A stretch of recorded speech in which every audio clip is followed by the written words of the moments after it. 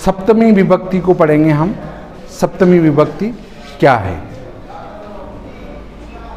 अधिकरण कारक में सप्तमी विभक्ति होती है। जहाँ पर अधिकरण कारक होता है वहाँ पर सातवीं विभक्ति होती है।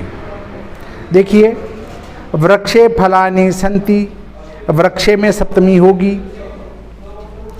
सिंह वने वसति, शेर वन में निवास करता है, तो वने में सप्तमी होगी। जिसके समस्त अवयवों में कोई वस्तु व्याप्त हो वहाँ सप्तमी विभक्ति होती है।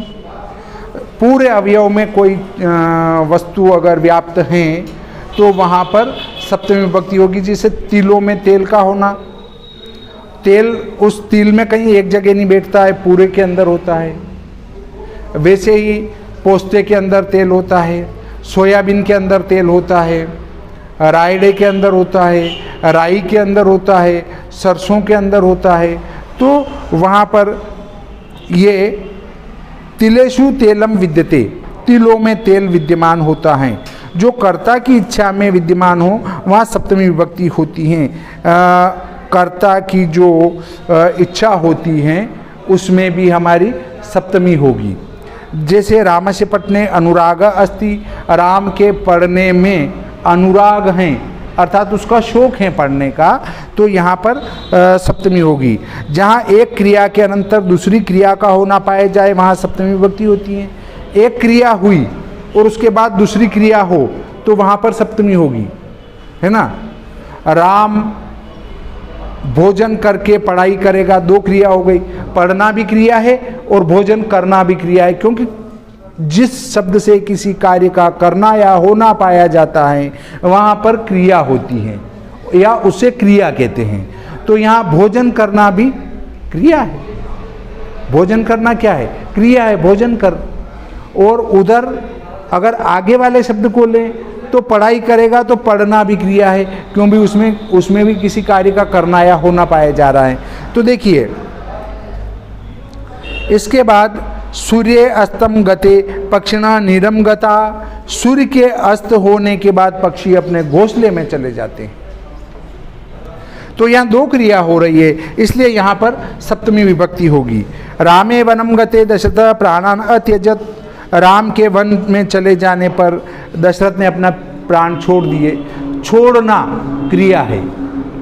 रुदती बाल के पिता कार्यालयम गतः, रोए हुए बालक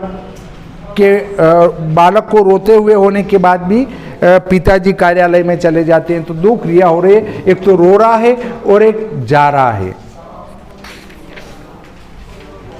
समूह में किसी एक की श्रेष्ठता के निर्धारण में सप्तमी षष्ठी दोनों विभक्तियों का प्रयोग होता है। यहाँ षष्ठी और सप्तमी दोनों का प्रयोग होता है, एक से दूसरे को श्रेष्ठ बताना। जैसे इस लड़की की बजाय ये लड़की अच्छी है, या इस लड़के की बजाय ये लड़का अच्छा है, इस भवन की बजाय ये भवन अच्छा है, ये तुलना करने के लिए। बालकेषु बालका नाम वा रमेश श्रेष्ठ, सभी बालकों में जो है वो रमेश श्रेष्ठ हैं।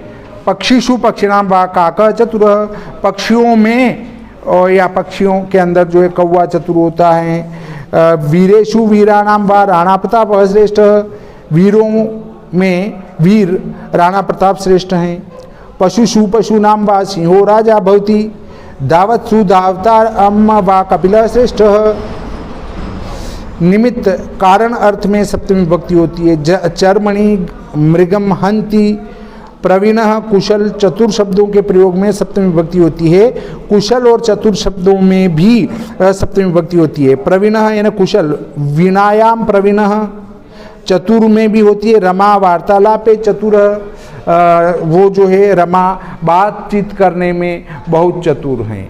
इसमें भी हमारी सप्तमी विभक्ति होगी। 7 विभक्तियाँ इस प्रकार पूरी हो जाती है।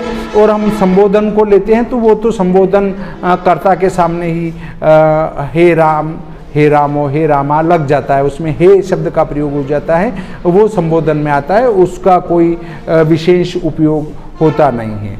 तो इस प्रकार हम ये विभक्तियों, सप्तमी विभक्ति भी यहाँ समाप्त करते हैं और विभक्ति का प्रकरण जो है वो भी यहाँ समाप्त करते हैं। अब हमारी विभक्ति शेष नहीं बचती है।